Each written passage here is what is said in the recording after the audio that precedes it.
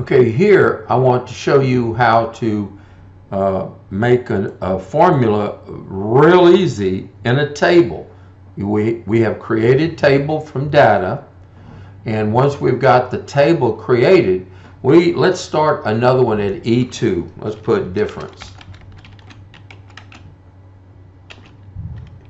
And now if I want to expand it further, you know how I can double click the border, remember, the boundary, or I could have clicked it and drug it.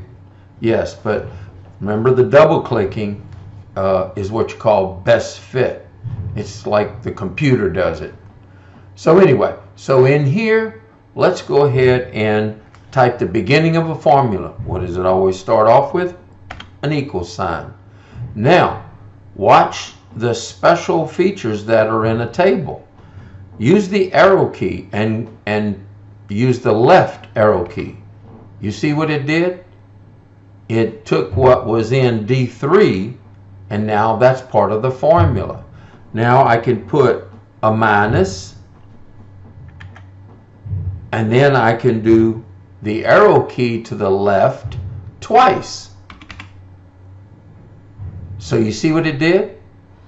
It now will subtract the C3 from the D3. Watch what happens now. It's going to make your life so much easier with all of the answers. Watch. You see?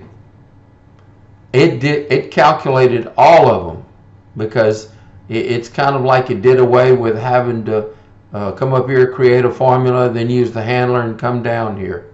You know, so it's just a quick, fast way of using any calculation that you want. I could have put plus.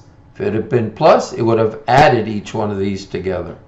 I just wanted you to see that it does anything that you ask it to do. Just remember, it starts always off with an equal sign.